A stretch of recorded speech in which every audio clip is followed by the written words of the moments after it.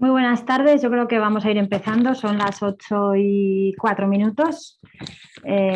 Bienvenidos a todos a la octava clase, a la octava sesión de este curso de formación, de este programa tan ambicioso de formación de menopausia online de la EM.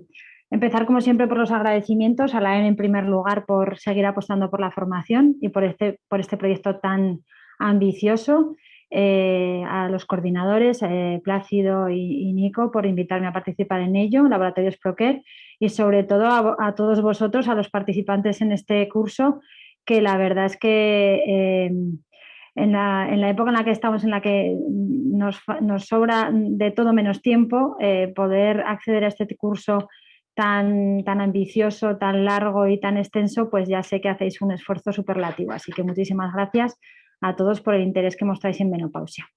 Bueno, pues en estos 30-40 minutos no creo que me vaya a extender mucho más. Vamos a hablar de síntomas vasomotores. Sé que el resto de las clases, la dinámica ha sido que hoy hablamos de teoría y el sábado hablaremos de dudas, práctica y demás.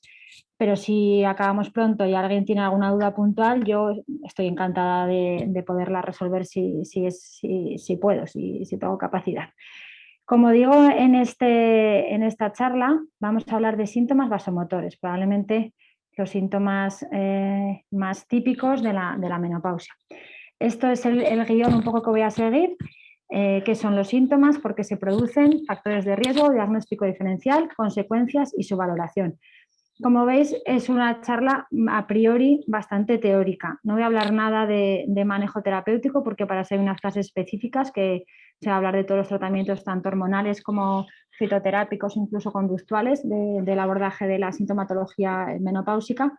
Entonces, ya os digo que a priori es una charla que, bueno, pues puede echar un poco para atrás. Espero o deseo que dentro de la teoría que tengo que dar, lógicamente, porque en el programa de formación hay que hablar de todos los aspectos, pues podamos sacar 3 o 4 conceptos prácticos que yo creo que los sacaremos para que en el día a día en las consultas los podamos poner en marcha.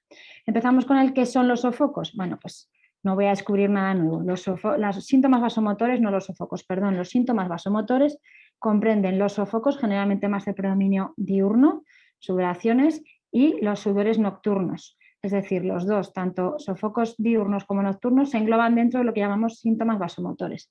Se trata de una respuesta muy rápida, muy exagerada a la disipación del calor, que va a ocasionar una vasodilatación periférica muy importante, muy repentina, una sudoración profusa, acompañada muchas veces de rubor y sensación de calor intenso.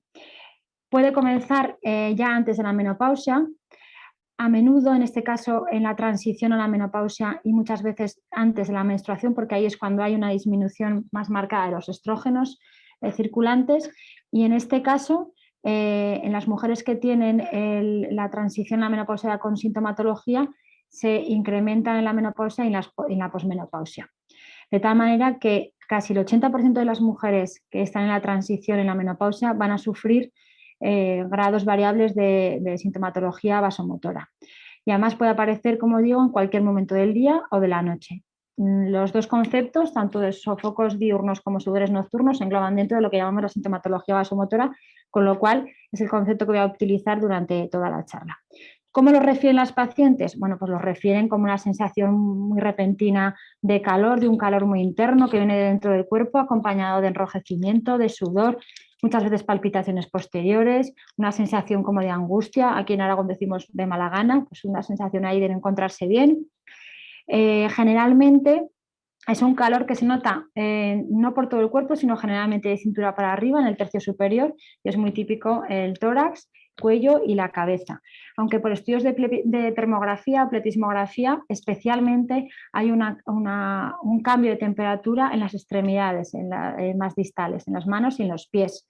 Eso también puede darnos un poco, algunas veces, una idea de que a lo mejor el bajar la temperatura muy rápida en las manos, en los pies, con cosas tan básicas como poner las manos en una superficie fría o ir descalza por casa, pues a lo mejor puede ayudar a disipar el calor. Manos y pies especialmente, aunque la sensación es generalmente del tercio superior del cuerpo. Generalmente dura pocos segundos, puede ser incluso minutos, hasta una media de 3-4 minutos, y el tiempo de duración es variable. En uno de los estudios epidemiológicos más importantes, que después veremos, que es el estudio SWAN, el estudio estadounidense, nos concluyó que la media de duración es de 7,4 años. La mayoría, la verdad es que sobre todo cuando la sintomatología es más leve, se pasan en 1 o 2 años. Solamente un 15, un 20% persiste más de 5 años y un 10% más de 10 años. En aquellas mujeres en las cuales ya existen sofocos en la transición a la menopausia, generalmente, como yo decía antes de la menstruación, suelen ser mujeres que tienen sofocos más persistentes. Hasta aquí reconozco que nada nuevo, que la definición de los sofocos y poco más. Esto a lo mejor puede tener cierta implicación clínica y yo creo que merece la pena que nos detengamos. Los sofocos pueden aparecer de forma espontánea, sin hacer nada evidente, pero existen factores desencadenantes que están establecidos y están perfectamente constituidos, que tenemos que tener en cuenta porque puede ser que identificándolos podamos evitar la aparición de estos sofocos. Los más frecuentes son factores desencadenantes, precipitantes o gatillo, que les llaman, o trigger, que les llaman en los estudios. Por ejemplo, el cambiar de temperatura ambiente, generalmente pasar de un espacio más frío a un espacio con una temperatura ambiente mayor.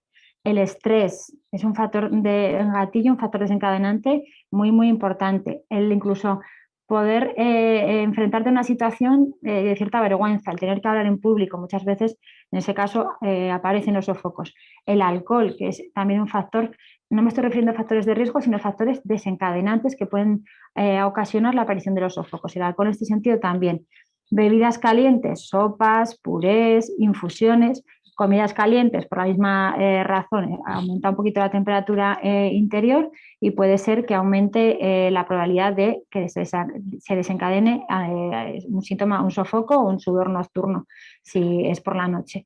En la comida hay muchos estudios y yo un poco, aparte de la temperatura de la comida, también llamas la atención comidas picantes, que eso está también bastante establecido que puede funcionar el picante como factor desencadenante, y hay varios aditivos que si se toman en exceso pueden ser también factores desencadenantes de sofocos o de sudores nocturnos. Voy a decir sofocos, pero estoy hablando todo el rato de sintomatología vasomotora, como he dicho antes.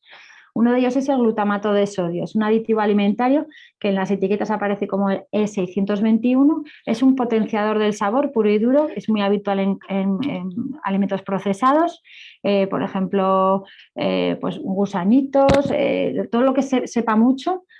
Tomate no casero, tomate frito que compramos en los supermercados, puede llevar glutamato sódico, algunas veces en cantidades altas o más altas de lo normal, y sobre todo si tomamos muchos alimentos procesados que tienen mucho glutamato sódico. Y de forma natural también están en el tomate, en las algas, en las setas, entonces esto hay que tenerlo en cuenta. También otros aditivos son, en este caso, los alimentos que son ricos en sulfitos. Los sulfitos son unos conservantes que evitan la oxidación de los productos. Generalmente están en las carnes en bandejas para evitar que se pongan oscuras, que se pongan marrones, pues echan sulfitos porque así se conserva mejor la carne. Están etiquetados desde el E220 al E228. También de forma natural en los vinos y también en este caso no natural, en los zumos embotellados o en zumos en tetrabric. Bueno, pues a lo mejor si te tomas un zumo en tetrabric o una carne en una bandeja no te va a desencadenar un sofoco, pero eso más los aditivos, más a lo mejor tomarlo muy caliente, bueno, pues todo ello podríamos tener que valorarlo como factores desencadenantes. Esto de cara a la sesión práctica que tendremos el sábado lo recordaremos porque, bueno, después os contaré un poco lo que quiero hacer.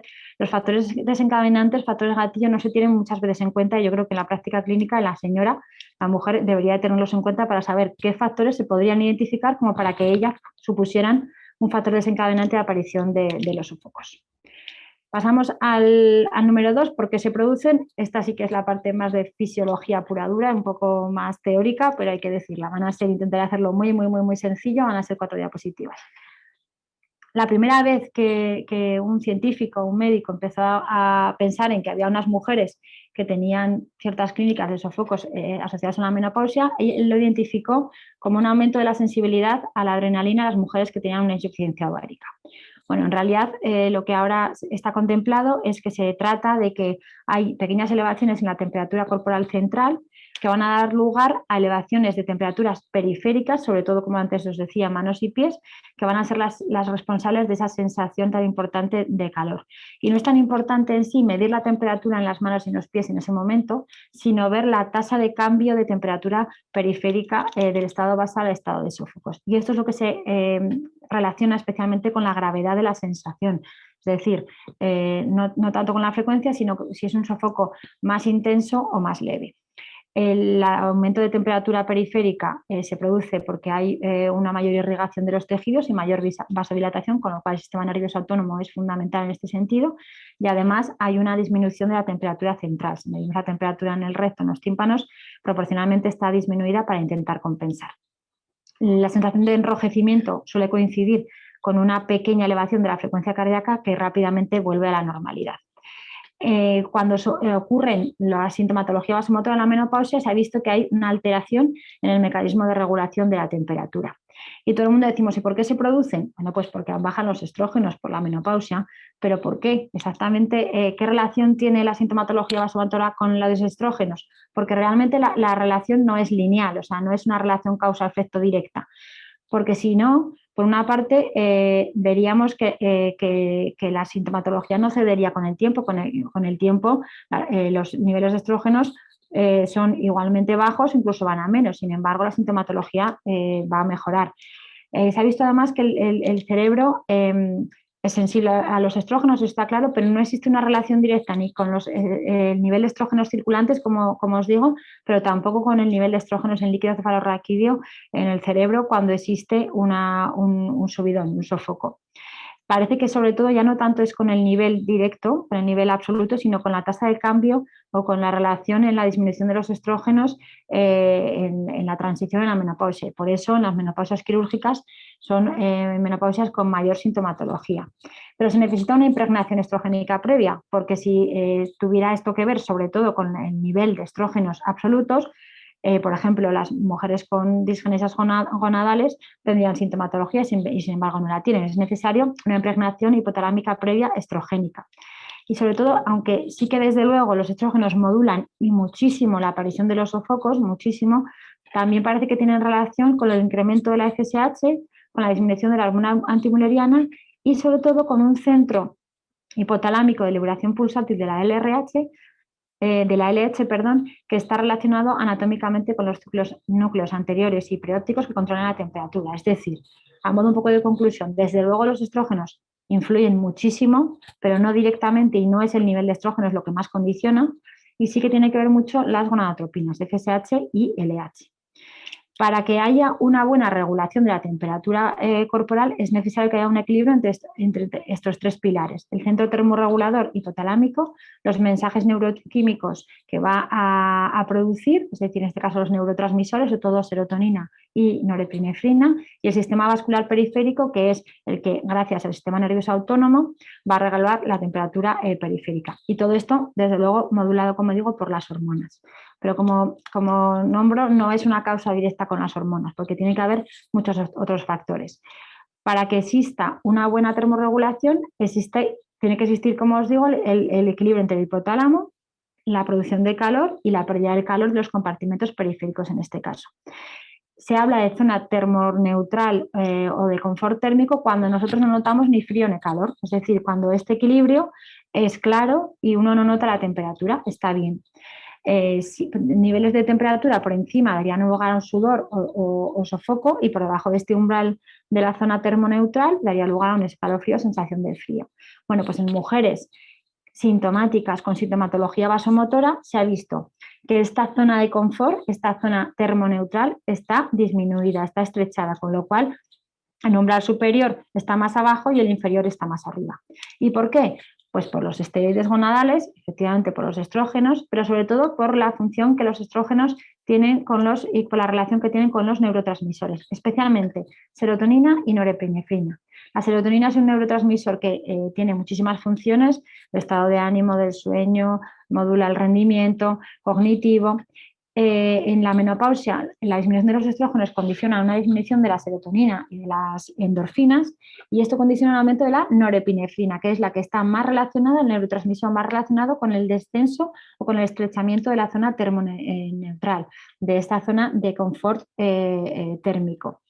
Se ha visto además que cuando una mujer tiene sofocos, los metabolitos directos de la norepinefrina están aumentados, con lo cual parece que efectivamente la disminución de la serotonina y el aumento de la norepinefrina tiene que ver muchísimo con una vasodilatación exagerada y una pérdida de calor y la sensación de sofocos.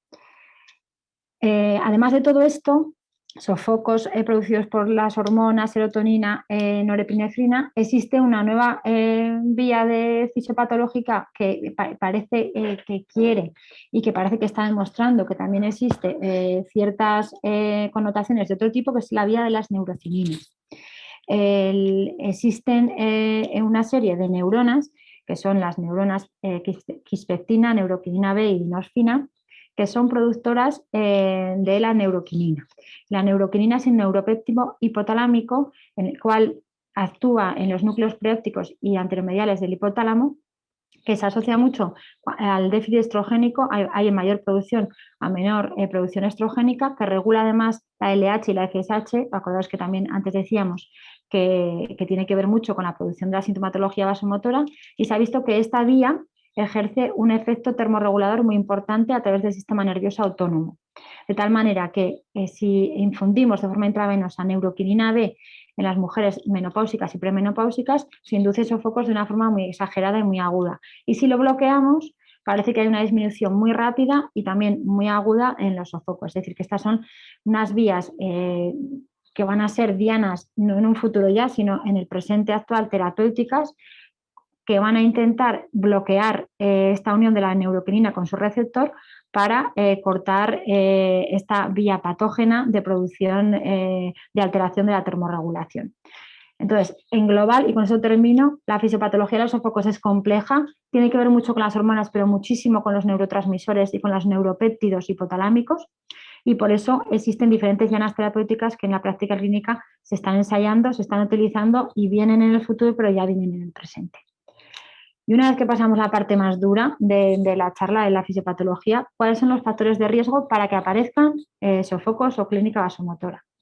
Bueno, hay varios estudios epidemiológicos con unas Ns altísimas que intentaron dilucidar cuáles son los factores de riesgo más llamativos que están asociados a la producción o la aparición de los sofocos. El más importante es el estudio Study on Women's Health Across the Nation, que es un estudio estadounidense que tiene una N de más de 2.000 pacientes de diferentes etnias y orígenes. También está la versión australiana y el estudio del Reino Unido.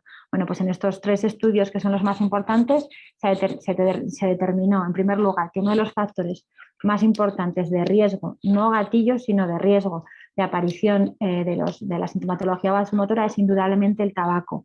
El tabaco se puede ejercer este efecto porque parece que es antiestrogénico, pero ya os he dicho que no solamente influyen los estrógenos, sino que hay otras muchas más factores que influyen en la termorregulación. Entonces parece que el tabaco puede explicar la aparición de los sofocos por diferentes vías fisiopatológicas. En el estudio SWAN, el estudio estadounidense, se vio que las mujeres fumadoras activas tienen un 60% más de sofocos, más sofocos en duración y más sofocos en frecuencia y severidad. Y además es dosis dependiente, o sea, más tabaco, más sofocos. También incluso las fumadoras pasivas o las exfumadoras. Otro factor exógeno ambiental que podemos nosotros modificar, el alcohol. No es un factor tan claro. Sí que puede ejercer muchas veces como factor, como he dicho antes, precipitante. A veces ya veis que factores precipitantes y factores de riesgo pueden sumarse, pueden coincidir. Las que son muy habituales, muy consumidoras habituales de tabaco, perdón, de alcohol, sí que parece que tienen mayor tasa de sintomatología vasomotora, especialmente por la noche. Otros factores ambientales modificables, el IMC. Por una parte, las teorías son un poquillo controvertidas porque por una parte parece que a mayor IMC hay mayor conversión periférica de los andrógenos a estrona, y la estrona, como es un estrógeno, podría funcionar como un factor protector. Sin embargo, esto sí que se ha visto que puede ejercer un factor protector en la menopausia ya tardía, pero sin embargo en la precoz, en los primeros años después de la transición y de la menopausia, se ha visto que este efecto es al revés. De hecho, mayor perímetro de cintura parece que aumenta más el riesgo de aparición de sofocos, y esto parece que tiene que ver sobre todo mucho con el aumento de producción de leptina que va al hipotálamo y aumenta el tono simpático, que es un poco lo mismo que decíamos antes. Y en estudios One se vio que en mujeres con mayor masa corporal magra tiene una correlación inversa con la sintomatología vasomotora, es decir, mayor fuerza muscular, resistencia y menos IMC a base de grasa, porque claro, el IMC hace una contabilidad total, pero no es lo mismo la composición más grasa que más magra. Y la masa magra, desde luego, parece que mejora la sintomatología o evita la aparición de los sofocos. Y por último, la dieta. La dieta mediterránea parece que es una dieta protectora hasta un 20% de aparición de los sofocos. Existe un metaanálisis con más de 10 ensayos controlados aleatorizados en el cual se determina que dietas muy ricas en fitoestrógenos, en sojas, parece que pueden reducir la sintomatología vasomotora, y esto es típico de mujeres asiáticas. Pero no soja sin más y no soja a partir de la menopausia en la dieta, sino soja desde la infancia y en cantidades muy importantes. Estos son factores un poco modificables. Entonces, otra vez, haceros un poco hincapié en la dieta. Dieta, en este caso, como factor de riesgo, pero la dieta puede suponer ser un factor precipitante, así que eso hay que tenerlo en cuenta. Otros factores más ginecológicos. Menopausia quirúrgica, disminución más abrupta de los estrógenos, y como los estrógenos modulan toda la fisiopatología, la sintomatología vasomotora, van a tener una menopausia más dura o con mayor sintomatología que las mujeres con una menopausia espontánea. Pero además es que se ha visto en algún estudio que incluso el realizar una esterectomía conservando los ovarios puede influir en aumento de aparición de la sintomatología vasomotora. ¿Por qué? Bueno, pues porque estamos quitando parte del flujo ovárico sanguíneo, con lo cual va a haber menor producción hormonal teóricamente. Aunque bueno, esto no está del todo establecido, pero podría valorarse como que también podría ser mujeres con mayores síntomas vasomotores. Desde luego las mujeres con cáncer de mama, lógicamente ya sabéis que son mujeres que tienen sintomatología más florida, más persistente, peor llevada, que además no les podemos poner tratamientos. Muchas veces todo esto ocasionado la sintomatología porque inducimos con los tratamientos unas menopausias diatrógenas y por los tratamientos adyuvantes, los SERM o inhibidores de la aromatasa, que hacen que como efecto secundario aparezcan más sofocos. Otra condición puramente ginecológica, las mujeres que tienen un síndrome premenstrual muy acusado. Parece ser que estas mujeres tienen mayor sensibilidad a las fluctuaciones hormonales, a alteraciones del ciclo, tensión mamaria, en fin, todo lo que es el síndrome premenstrual, y pueden ser mujeres con mayor riesgo de aparición de sintomatología vasomotora en la transición en la menopausia. Parece que los anticonceptivos, el uso de los anticonceptivos, aunque sea durante un uso prolongado, no se correlaciona con la sintomatología vasomotora. Después también otra patología puramente ginecológica, en este caso gestacional, diferentes patologías propias de la gestación como son la hipertensión inducida por el embarazo y la diabetes gestacional. Ojo, porque como veremos después, también van a ser estas dos entidades relacionadas con mayor riesgo cardiovascular. ¿Y esto por qué es así? Porque parece que una mujer que tiene una diabetes o que tiene una hipertensión gestacional traduce una disfunción endotelial importante durante el embarazo. El embarazo es una situación de estrés cardiovascular muy importante que va a darnos un aviso de lo que va a pasar en un futuro. Bueno, pues estas mujeres que desarrollan este tipo de complicaciones parece que tienen más predisposición en un futuro a tener una sintomatología más florida. Y después, un poco a modo de curiosidad, os digo un poco que se ha visto en algún estudio epidemiológico, pero esto bueno, hay que coger un poco con pinzas, que las mujeres que tienen la primera gestación muy jóvenes, entre 14 y 25 años, tienen más riesgo de sintomatología vasomotora. No sé muy bien dar la explicación. Y las mujeres que tienen una gestación próxima a la transición de la menopausia, con 45, con 43, con 46 años, parece que disminuye la sintomatología vasomotora. En este caso es porque como hay un aumento de la liberación de la oxitocina aumenta las endorfinas y la serotonina, puede ser que en este caso tengamos esa explicación de la disminución de la sintomatología vasomotora. Más factores de riesgo, en este caso factores de riesgo conductuales, la ansiedad. Igual que el tabaco, la ansiedad es uno de los factores más claramente relacionados con la aparición de sintomatología vasomotora, en concreto 5 veces más. Difícil de controlar, ya lo sé, pero bueno, la ansiedad hay que decirlo a la paciente que muchas veces si disminuimos la ansiedad, si ya hace un abordaje terapéutico, farmacológico o conductual en este sentido, podremos mejorar la sintomatología vasomotora. También la depresión, lo que pasa es que la depresión tiene una relación un poco más bidireccional, es decir, a lo mejor que tiene más sofocos, al final se angustia, se deprime, sigue teniendo más sofocos, entonces Bueno, no está tan claro, aunque sí que también se puede relacionar con mayor porcentaje de sofocos en cuanto a la frecuencia y la severidad. Un factor de riesgo que es malo para todo, evidentemente, y no hay mucho que explicar en este sentido, pero las mujeres víctimas de violencia de género, bien sea físico, emocional o de cualquier tipo, son mujeres que tienen más sofocos, más sintomatología vasomotora, especialmente sudores nocturnos por la noche. Tiene que ver mucho también con la ansiedad, lógicamente. Aunque en estudios en los cuales se valoran factores de confusión, independientemente del estado de la ansiedad actual, parece que son mujeres que si han tenido su antecedente de violencia de género van a tener más sintomatología vasomotora. Y por último, la actitud que tiene la mujer en torno a la menopausia. Si una mujer tiene una actitud positiva, por su entorno, por su cultura, porque es así, generalmente va a llevar mucho mejor los sofocos, los va a aceptar mejor y no los va a percibir tan molestos. Al revés, si una mujer tiene una percepción negativa de la menopausia, como que ya es una época de envejecimiento, que me va a pasar, que no me va a pasar, yo no quiero tener una menopausia, yo no quiero sufrir, yo no.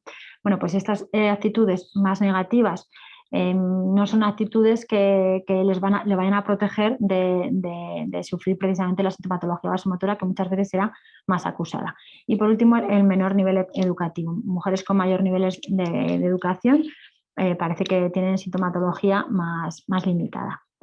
Y ya para finalizar en la parte de los factores de riesgo, factores no modificables, que hay que decirlos, predisposición familiar o genética.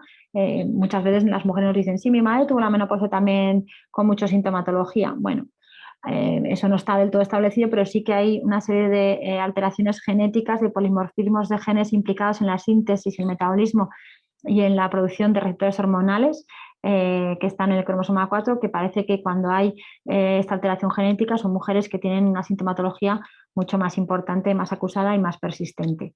Y también la etnia. Mujeres europeas y estadounidenses tienen más sofocos que las mujeres asiáticas. Lógicamente aquí el razonamiento podría venir por la dieta que antes habíamos comentado, pero es cierto que cuando las mujeres cambian de hábitat, ese riesgo se equipara al de la población en la cual están viviendo. También podría ser porque modifican un poco los factores ambientales y los factores dietéticos a la población en que se reside actualmente. Las afroamericanas parece que tienen más sofocos que las mujeres de raza blanca, aunque nuevamente hay muchos factores de confusión en este sentido, pero parece que son mujeres que tienen peor tolerancia al calor. Como digo, pues bueno, las asiáticas son un poco las mejores paradas, pero hay muchos factores de confusión psicosociales, incluso también de percepción de la menopausia, que podrían entrar en juego en este sentido. Seguimos y pasamos al diagnóstico diferencial. Bueno, pues a lo mejor me vais a decir, el diagnóstico diferencial de los sofocos no se me ocurre nada. Bueno, pues existe una entidad que llamamos síndrome vasomotor atípico, en la cual hay que tener, y quiero detenerme un momento porque esto sí que, al igual que los factores precipitantes que quería hablarlo, esto yo creo que también puede ser práctico y nos puede servir. No todas las mujeres que tienen sofocos y que están en la transición o en la menopausia van a tener sofocos por el cambio hormonal o por todo el cortejo de neurotransmisores que antes os he comentado. Hay un porcentaje muy pequeño, pero hay un porcentaje de mujeres que tienen unos sofocos que no ceden con el tratamiento hormonal, que ya es raro porque generalmente las mujeres en mayor o menor medida mejoran con tratamiento hormonal y desde luego con ningún otro tipo de terapia en este caso, que además aparecen no en la transición en los primeros años de la menopausia, sino que aparecen tardíamente, es decir, jolín, ya me dejo venir la regla y estuve bien y llevo 3, 4, 5 años y de repente empiezo a tener sofocos. O que tienen asociación con otros síntomas, no solamente con los sofocos. Ojo con estas mujeres, que es necesario hacer un diagnóstico diferencial y no centrarnos en darles una fitoterapia o un tratamiento hormonal, porque podrían ser una sintomatología de sudores, incluso nocturnos, o de sensación de calor muy importante, diferente a la etiología hormonal. En primer lugar, por una reacción adversa a fármacos, que siempre en la historia clínica hay que dejarlos bien refrendados y bien reflejados. Los más frecuentes, porque además también son muy habitualmente utilizados, inhibidores de la bomba de protones, la quimioterapia, por supuesto, AINES de larga evolución, opiáceos, bloqueantes de los canales de calcio que se utilizan muchas veces para el tratamiento de la hipertensión. También la mujer puede tener otras alteraciones endocrinas, como por ejemplo hipertiroidismo, hiperparatiroidismo. Son muy importantes que en este caso, en una analítica, podamos determinar este tipo de hormonas. También mujeres en los estadios iniciales, cuando se desarrolla una insulinoresistencia o un síndrome metabólico. ¿Por qué? Porque antes del estado de diabetes en sí, existe un tiempo en el cual hay una alteración en la regulación del metabolismo de los hidratos, en la cual suele haber crisis de hipoglucemia, incluso postprandiales. Esto produce una sensación de sudor, de cansancio, de somnolencia a veces, que se puede confundir con la sintomatología vasomotora. Ansiedad, fundamental. Ansiedad ya veis que funciona como factor precipitante, como factor de riesgo y como diagnóstico diferencial. Mujeres que tienen una ansiedad muy importante pueden enmascarar este tipo de sintomatología.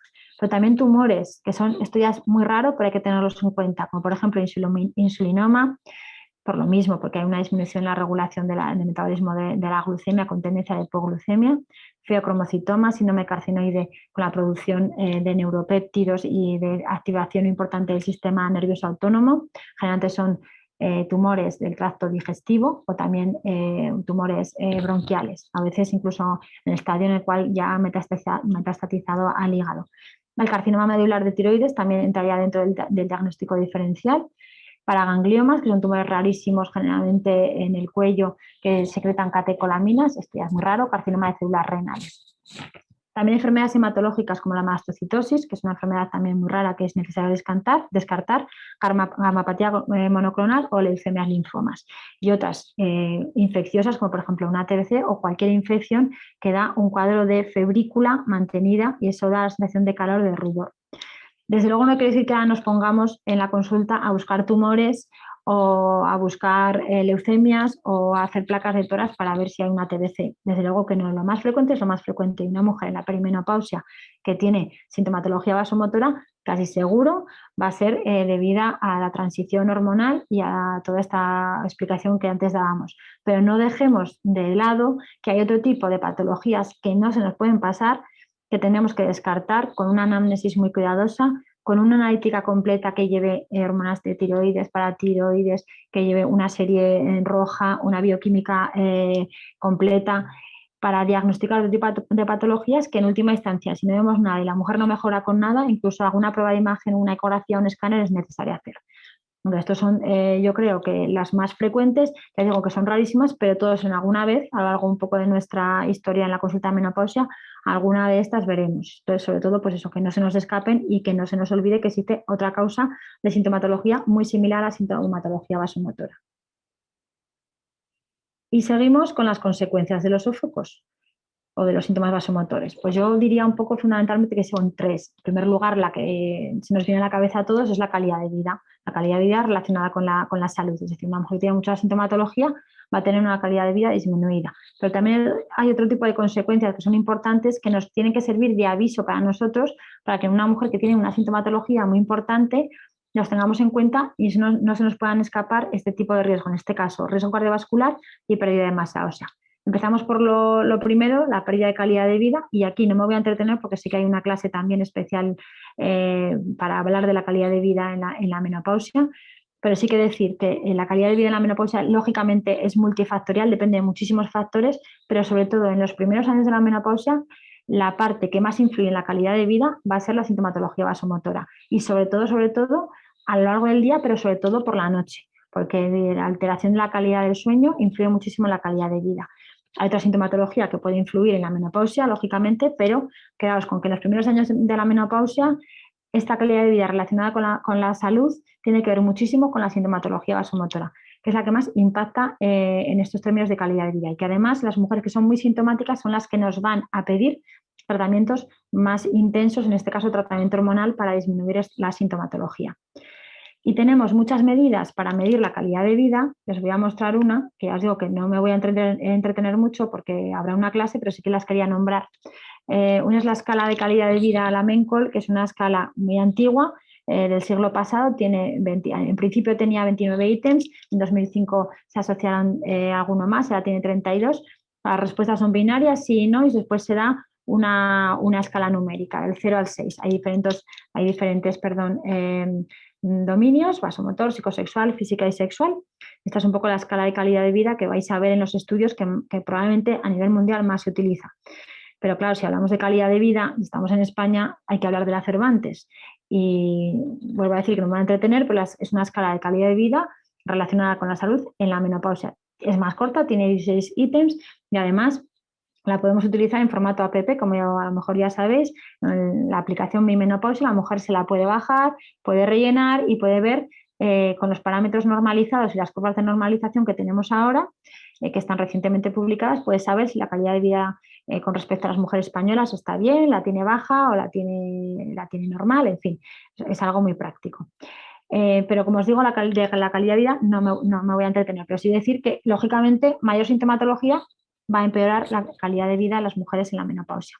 Otras consecuencias de los sofocos, riesgo cardiovascular. Existe un consenso internacional de cardiólogos, ginecólogos y endocrinos, con este documento que está aquí expuesto, que es muy reciente, en el cual se ve que, desde luego, la edad de la menopausia es un factor muy influyente en el riesgo cardiovascular, pero también la sintomatología vasomotora, la intensidad y la duración. Se ha visto que las mujeres que tienen una sintomatología más importante van a tener más riesgo cardiovascular, porque muchas veces son mujeres con sobrepeso, que aumenta la secreción de la leptina, como antes os explicaba. Hay una activación del sistema nervioso autónomo simpático, una disminución del óxido nítrico, peor función endotelial y una interacción con el sistema renina-angiotensina-aldosterona, de tal manera que las mujeres que tienen una sintomatología más importante se ha visto que tiene una asociación muy clara y muy directa, sobre todo con la hipertensión, con lo cual una conclusión muy clara, muy clara, muy clara, que hay que quedarse en esa charla es: mujer muy sintomática, hay que tomar la atención siempre. Y también con la insulinoresistencia. En la subpoblación en la cohorte del Guay se ha visto que las mujeres que tienen una sintomatología mayor pueden tener el doble de riesgo de incluso de desarrollar una diabetes. Y además es que la hipertensión un poco mantenida crónica en los estados iniciales también puede entrar un poco a formar parte del diagnóstico diferencial de los sofocos, porque puede dar cefalea, sofocos, palpitaciones, con lo cual es importantísimo en estas mujeres tomar atención en la consulta, que es algo muy barato y que debemos hacer todos. Este estudio también de revisión muy reciente es un estudio coreano en el cual os lo he traído porque visualmente se ve muy fácil a lo que se asocia la sintomatología vasomotora, a mayor riesgo de diabetes, de síndrome metabólico, de grasa hepática no alcohólica, que es un factor de riesgo que ahora se le da muchísima importancia, de obesidad, y nos dice un poco pues que hay que tenerlo en cuenta, por supuesto, pero que existe poca homogeneidad en los estudios a la hora de valorar la sintomatología vasomotora, que es difícil valorar estos síntomas como realmente factores de riesgo cardiovascular, porque en cada estudio se valora de una manera diferente, que es un poco lo que veremos más adelante. Entonces, da un poco la voz en alerta en este sentido, pero desde luego nos dice como conclusión que a mayor sintomatología vasomotora es un factor de riesgo muy importante para incorporar en la historia clínica en las pacientes a la hora de valorar el riesgo cardiovascular. También mayor sintomatología vasomotora, mayor riesgo de pérdida de masa ósea, porque se ha visto que el punto máximo de los sofocos coincide con la pérdida de masa ósea acelerada. Un estudio muy importante de cohortes de más de 23.000 pacientes, que es la cohorte del Guay, de entre 50 y 79 años, se ha visto que las mujeres que tienen sofocos moderados o graves tienen mayor predisposición a pérdidas de masa ósea en la columna lumbar y en la cadera, y mayor riesgo de fractura de cadera a largo plazo, a 8 años. Esto puede ser debido por muchas causas, por un menor nivel de estrógenos, pero también porque aumentan las citoquinas inflamatorias, aumenta el recambio óseo. En general, decir que sintomatología más importante, más severa, aumenta el riesgo de osteoporosis en cualquier territorio por 2, con lo cual no estaría de más incorporar también como factores de riesgo de osteoporosis la sintomatología vasomotora importante o intensa. Y por último, la valoración. Antes decíamos que existe un problema a la hora de valorar los sofocos en los estudios porque son muy heterogéneos. Hay desde que la paciente ponga de 0 a 3 la gravedad y que los cuente y que haga una división y haga la media por semanas, o valoración a la hora de rellenar una serie de escalas. En la consulta está claro que nosotros no siempre utilizamos, o muy pocas veces utilizamos escalas para valorar la sintomatología vasomotora, porque muchas veces con escuchar a la paciente, que es lo que tenemos que hacer, escucharla y ver si realmente la paciente se está quejando, la ves que está afectada, bueno, pues con eso, con percibir, con escuchar, es muchas veces necesario. Pero es cierto, y sobre todo, que a la hora de hacer estudios es necesario hacer un planteamiento objetivo de estos sofocos, y por eso surgen las escalas. Hay muchas escalas de sintomatología vasomotora, pero muchas empiezan a mezclar churras con merinas. Yo quería un poco, y esto es ya la última parte de la sesión, porque además va a venir al hilo de la parte práctica, de la parte del sábado, que ahora os contaré un poco, yo quería exponeros las escalas que hay y que entre todos busquemos un poco la mejor. La primera que se introdujo fue la escala de Cooperman, que a día de hoy todavía hay algún estudio en el cual se valoran, estas escalas vais a ver en los estudios en los cuales se valoran la eficacia de los tratamientos para los sofocos, por ejemplo, claro, los investigadores lo tienen que documentar de alguna manera y bueno, pues utilizan escalas. Entonces la escala de Cooperman está creada en 1950, es una escala en la cual hay 11 ítems, la rellenaba el médico, no la paciente, y a lo mejor hay aspectos no del todo relacionados con la menopausia, como por ejemplo dolores de cabeza, melancolía. Ha sido una escala bastante criticada y hubo un estudio más o menos reciente en la cual se nos dice que es una escala que no tiene una validez interna medible, que no debería usarse en la clínica ni en la investigación. Aún así, hay algún estudio que sigue utilizando el Cooperman. Más habitualmente se utiliza la escala de Climateric, la Green Climateric. Es una escala de 21 ítems en el cual se valoran diferentes tipos de sintomatología relacionada con el déficit hormonal. Ahí está 21, el score es entre 0 y 63 y hay diferentes dominios, psíquico, somático. Entonces, esto más parece una escala de calidad de vida, como la que os he mostrado antes, como la Mencol o como la Cervantes, porque se habla de dificultad con el sueño, de sintomatología vasomotora, pero también se habla de dolores de cabeza nuevamente, se habla de pérdida de interés sexual. Es un poco una escala no puramente para valorar la sintomatología vasomotora, sino de calidad de vida. También la Menopause Rating Scale, que es una menopausia que teóricamente es una escala que fue diseñada para valorar la sintomatología vasomotora, pero en realidad en sus 11 ítems, que están traducidos a diferentes lenguajes, al español por supuesto, hay preguntas que no tienen nada que ver con la sintomatología vasomotora, como el ánimo depresivo, la ansiedad, problemas sexuales. Es una escala, nuevamente, que aunque nos dice que es de valoración de sintomatología vasomotora y en los estudios en los cuales se haga referencia a la eficacia, por ejemplo, de un tratamiento hormonal o de estos tratamientos nuevos bloqueantes de la neuroquinina, lo siguen utilizando, pero es una menopausia que valora más allá de la sintomatología vasomotora. Y si queremos valorar más allá de la sintomatología vasomotora y valorar la calidad de vida, está bien utilizar la Menopause Rating Scale, pero desde luego nosotros, vuelvo a decir, tenemos una escala española validada en las mujeres españolas que la escala Cervantes. Pero es cierto que la escala Cervantes valora muchos aspectos de la calidad de vida en las mujeres relacionadas con la salud en la menopausia, que desde luego es muy completa, está muy, muy bien, pero para valorar la intensidad y la afectación de los sofocos en la mujer, solo tenemos dos preguntas, que es, de pronto noto que empieza a sudar sin que haya hecho ningún esfuerzo o noto sofocaciones. No habla de los sudores nocturnos y a lo mejor se queda un poco escasa de cara al dominio vasomotor puro y duro. Es una buenísima escala de calidad de vida. Pero si queremos valorar única y exclusivamente la cantidad o la calidad de los sofocos, yo os diría que entre todas las que hay tres escalas de valoración de sofocos, de sintomatología vasomotora. Estas dos primeras se utilizan mucho en los estudios estadounidenses y la tercera se utiliza en estudios europeos. Bueno, pues la primera se llama escala de interferencia en el día a día de la clínica vasomotora. Es una escala también bastante antigua y se basa en escalas de fatiga de pacientes oncológicos. No está del todo muy claro cuáles son los puntos de corte. Es una escala que tiene 10 preguntas, que van de 0 a 10, en el cual 0 es ninguna interferencia y 10 es una grandísima interferencia, pero nuevamente empieza a preguntar, aparte de los sofocos y los sudores nocturnos, empieza a preguntar de la sexualidad, de la calidad de vida en global, la concentración, y lo mide en la última semana. Un poco los mismos autores valoran un poco que era una escala que no era puramente de valoración de los sofocos y que tal vez hacer una escala reducida, que solamente 3 ítems, para preguntarle a la mujer en la última semana los sofocos que ha sufrido, cómo le pueden influir en el sueño. Se quedan con estos 3: sueño, concentración y estado de ánimo. Bueno, pues solamente con estas 3 preguntas, y van de 0 a 10, es una escala que está validada y que se utiliza más para la valoración o la medición de la sintomatología vasomotora. Como digo, esta es la HFIS, es una escala muy reducida, es súper sencilla, 3 preguntas de 0 a 10 y después se hace la media. El 0 a 3 va a ser una interferencia leve, 4 a 6 moderada y 7 a 9 grave. Después, la última que os comentaba es la escala de medición de sofocos, que se utiliza más en los estudios europeos.